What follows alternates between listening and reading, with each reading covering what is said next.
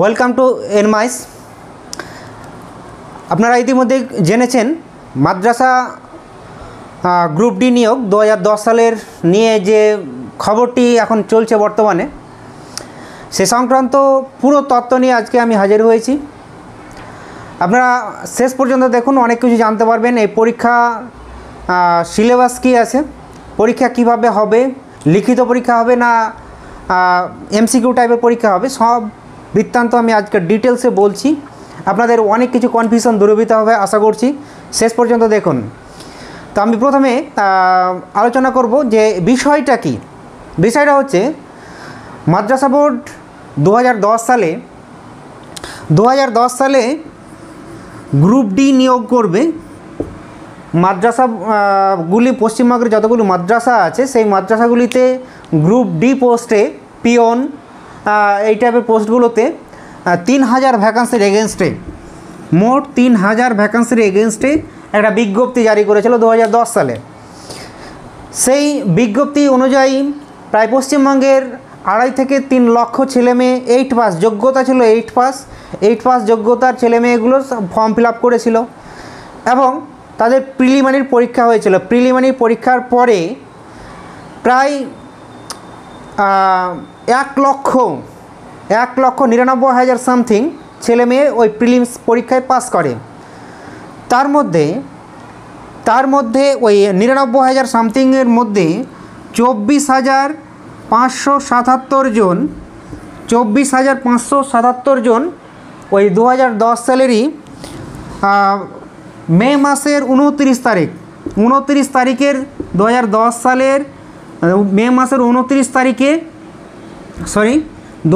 সালের মে মাসের 29 তারিখে তারা রিটেন পরীক্ষা দিয়েছিল। যদিও পরীক্ষাটি হওয়ার কথা ছিল 27 তারিখ, মে মাসের 27 তারিখ হওয়ার কথা ছিল, কিন্তু পরীক্ষাটা কোনো কারণবশত 27 তারিখে না হয়েছিল 29 তারিখে মে মাসের 2010 সালের। এবার প্রশ্ন হলো যে 99,000 সামথিং যে প্রিলিমস পরীক্ষায় পাস করেছিল, তার মধ্যে কেন 24,577 জন মেন্স পরীক্ষা দিল, বাকিরা কেন দিল না? এটার উত্তর কিন্তু ক্লিয়ার নয়। তবে যেটা অ্যাজাম্পশন করা হচ্ছে যে তারা হয়তো মার্কসের বেসিসে, তাদের প্রিলিমসের মার্কস বেশি ছিল, সেই জন্য হয়তো 24,577 জনকে মেন্স পরীক্ষার জন্য ডাকা হয়েছিল। তারা পরীক্ষা দিয়েছিল 29/5/2010 সালের। তারপরের গল্পটা সম্পূর্ণ আলাদা। এখন চলছে 2024 সাল, এর আগস্ট মাস। প্রায় দীর্ঘ 14 বছরের কিছু বেশি সময়, 2010 সালের ঘটনা 2024 সালের এখন বর্তমানে চলছে, 14 বছর হয়ে গেছে মাঝখানে। এটা পৃথিবীর ইতিহাসে মনে হয়, ভারতের ইতিহাসের কোথাও এরকম ঘটনা ঘটেনি। এতদিন পরে আবার নতুন করে পরীক্ষা হচ্ছে, এটা পশ্চিমবঙ্গে একমাত্র তার ব্যতিক্রম। আমি ওই বিষয়টাতে যাচ্ছি না, যেটা আমাদের খবর সেই খবরগুলোতে আমি আসছি। তো এই 24,577 জন মেন্স পরীক্ষা দিয়েছিল, তার রেজাল্ট কিন্তু দেওয়া হয়নি। কোনো কেস অনেক কিছু রাজ্য সরকার কোনোভাবে তার পরীক্ষার রেজাল্ট কিন্তু প্রকাশিত করতে পারেনি। এবার তারপরে বর্তমানে হাইকোর্টের চাপে আগামী 3 মাসের মধ্যে এই নিয়োগ প্রক্রিয়াটা কমপ্লিট করতে বাধ্য হয়েছে রাজ্য সরকার, মাদ্রাসা বোর্ড।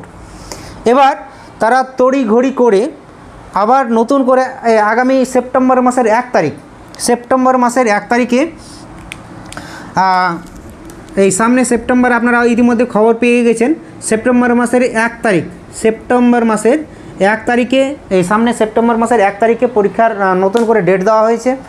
এবং যে 99,000 প্রিলিমসে পাস করেছিল, তার মধ্যে যে 24,577 জন মেন্স পরীক্ষা অলরেডি দিয়ে দিয়েছে, তার বাকি যে আছে প্রায় 73,978 জন যে বাকি ক্যান্ডিডেটগুলো প্রিলিমস পরীক্ষায় পাস করেছিল অথচ মেন্স পরীক্ষা দিতে পারেনি, তাদেরকে নতুন করে ইন্টিমেশন লেটার তাদের বাড়িতে পোস্ট অফিসের মাধ্যমে পৌঁছে দেওয়া হয়েছে এবং তাদেরকে বলা হয়েছে তাদের তথ্য নতুন করে আপডেট করতে, ওয়েবসাইটে তাদের সেই সংক্রান্ত দেওয়া হয়েছে। এটা 15 তারিখ পর্যন্ত ডেট ছিল, কিন্তু এক্সট্রা টাকা বাড়িয়ে আগামী 25 তারিখ পর্যন্ত করা হয়েছে। এই চলতি মাসের আগস্ট মাসের 25 তারিখ পর্যন্ত যাবতীয় তথ্য তারা ওই ওয়েবসাইটে গিয়ে আপলোড করতে হবে এবং যথারীতি অ্যাডমিট ডাউনলোড প্রসেস কিন্তু চালু হয়ে গেছে। পরীক্ষাটা হবে মনে রাখবেন আগামী সেপ্টেম্বর মাসের 1 তারিখে। তো এইটা কেন, তা এইটা 73,978 জনকে এখন নতুন করে কেন ডাকা হয়েছে তার উত্তর হয়তো একটা এরকম হতে পারে যে দেখা গেল তখন 3,000 ভ্যাকান্সির এগেনস্টে অ্যাডভার্টাইজমেন্ট করা হয়েছিল, কিন্তু সেখানে 24,577 জন পরীক্ষা দিয়েছিল।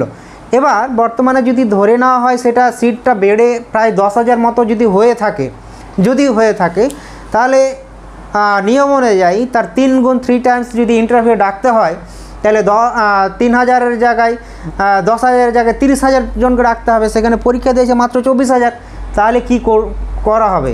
হয়তো বা সেই জন্য মাদ্রাসা বোর্ড তড়িঘড়ি করে বাকি যে 73,978 জন পরীক্ষার্থী প্রিলিমস পাস করেছিল তাদের প্রত্যেকে ইন্টিমেশন লেটার পাঠানো হয়েছে। তারা ইতিমধ্যে ওয়েবসাইটে অনেকেই নিজেদের তথ্য আপলোড করে রেজিস্ট্রেশন নাম্বার আপলোড করেছে এবং নতুন করে অ্যাডমিট কার্ড পেয়ে গেছে। আগামী সেপ্টেম্বর মাসের 1 তারিখে পরীক্ষা। এই হলো মেন গল্প।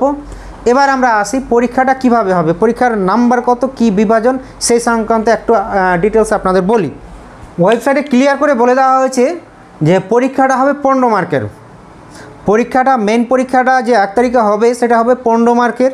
তার মধ্যে টোটাল মার্কস 15 মার্কস, তার মধ্যে ইংলিশ হবে 8 মার্কের এবং ম্যাথমেটিক্স হবে 7 মার্কের।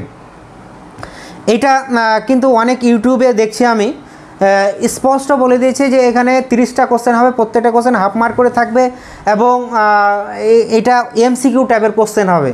এরকম কিন্তু কোনো বৃত্তান্ত যে মেইন আমাদের গ্রুপ ডির যে বিজ্ঞপ্তিটা যারা হয়েছিল 2010 সালে সেখানে কিন্তু এরকম কোনো ব্যাপার ছিল না।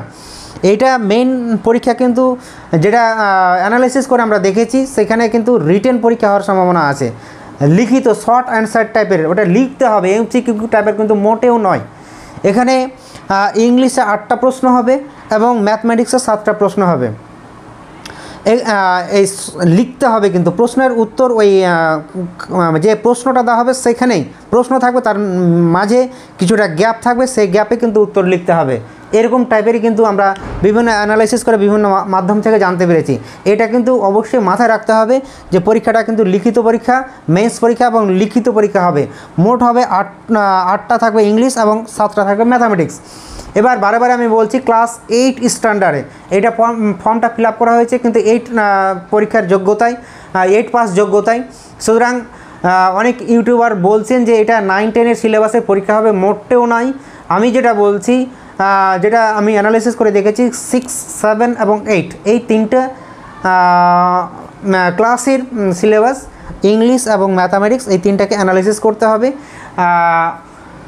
ক্লাস 6-এর 7-এর এবং 8-এর যে পাটিগণিত পোর্শনটা ম্যাথামেটিক্স থেকে একদম আমি কী সিলেবাস পড়তে হবে সেটা আমি বলে দিচ্ছি এবং ক্লাস 6, 7 এবং 8-এর যে সহজ ইংলিশ গ্রামার সেইটা এই কদিন সময় তো নেই, আজকে 23 তারিখ আর হাতে গোনা 7 থেকে 8টা দিন সময়। সুতরাং এই অল্প কটা দিনে এই 6, 7, 8-এর বইগুলো বেসিক গ্রামার এবং যে পাটিগণিত পোর্শনটা 7 এবং 8 মূলত সেই পোর্শনটা তোমরা বা আপনারা এখন একটু দেখতে থাকেন। অল্প কয়েকদিন কোশ্চেন খুব সহজ হবে আশা করছি এবং আলাদা করে পাস করতে হবে। ইংলিশে কিন্তু আলাদা করে পাস করতে হবে। এখানে নর্মালি আমরা যেটা দেখেছিলাম এর আগে মাদ্রাসা বোর্ডে যেটা হতো বা এসএসসিতে যেটা হতো 40% নাম্বার পেয়ে পাস করতে হতো। সেখানে যদি 40% আমরা ধরে নিই, 15-এর মধ্যে 40% হয় 6, তাহলে 2 থেকে মোট 6 মতো পাস করতে হবে, তার থেকে বেশি হতে পারে সেটা। তো এখানে আমরা যদি ইংলিশে 4 ধরি তাহলে ম্যাথসে অবশ্যই 2 পেতে হবে, মোট 6+ স্কোর করতে হবে, আলাদাভাবে কিন্তু পাস করতে হবে। আমি ম্যাথসে 0 পেলাম, ইংলিশে 8 পেয়ে গেলাম, সেক্ষেত্রে কিন্তু হবে না। দুটোতেই আলাদা করে নাম্বার একটা নির্দিষ্ট তুলতে হবে আর কি। তাহলে আমরা এই কদিন আমরা দুটোকেই একসঙ্গে একই রকমভাবে দেখার চেষ্টা করব। আমি এর পরবর্তীতে ম্যাথস সহজ টাইপের ম্যাথসগুলো ক্লাস 7 এবং 8-এর বেসিক যে আমি বলে দিচ্ছি কী পড়তে হবে। মূলত আমাদের পড়তে হবে লসাগু এবং গসাগু। এখান থেকে একটা কোশ্চেন থাকবে আশা করছি। লসাগু গসাগু, প্রথমত লসাগু গসাগু পড়তে হবে। লসাগু এবং গসাগু পড়তে হবে শতকরা, ক্লাস 8-এর চ্যাপ্টার আছে। পড়তে হবে তৈররাশিকটা পড়তে হবে। তারপর অনুপাত সমানুপাত পড়তে হবে। কিছু সরলীকরণ আছে, সেগুলো পড়তে হবে। আমাদের 7টা চ্যাপ্টার আলাদা আলাদা করে পরবর্তীতে আমরা ভিডিও আপলোড দিতে থাকবো। প্রত্যেকটা আলাদা করে 7টা চ্যাপ্টারের 7টা আলাদা এই 7 দিন আমরা ভিডিও আপলোড করতে থাকবো। আপনারা এনমাইস চ্যানেলের সঙ্গে জড়িয়ে থাকুন। এনমাইস চ্যানেলটিকে অবশ্যই সাবস্ক্রাইব করে রাখুন। আমরা কি পড়তে হবে এই 7 দিনে প্রতিদিন একটা করে ভিডিও আপলোড দেবো। আপনারা অবশ্যই সেই ভিডিওগুলোর দিকে আশা করছি পরীক্ষায় কোশ্চেন কমন পাবেন। এবং ইংলিশেরও আমরা চেষ্টা করব। ইংলিশেরও বেসিক ইংলিশ আমি যেটা বলবো একদম বেসিক, যেটা parts of speech, English article and preposition, synonym antonyms, idiom phrase, voice change, tense, এই বেসিক জিনিসগুলো এই কদিন আপনারা একটু দেখতে থাকেন। আশা করছি আপনারা পরীক্ষা আপনাদের ভালো হবে। খুব শীঘ্রই যেহেতু নিয়োগ হয়ে যাবে, সুতরাং আশাবাদী থাকেন। সিট সংখ্যা যদি বেড়ে থাকে তাহলে অনেকেরই হয়তো ভাগ্যের চাকা খুলে যাবে আশা করছি। আপনারা আজকে এ পর্যন্ত আমি শেষ করছি। আমি পরবর্তী নতুন কোনো ভিডিওতে নিয়ে আসছি খুব শীঘ্রই।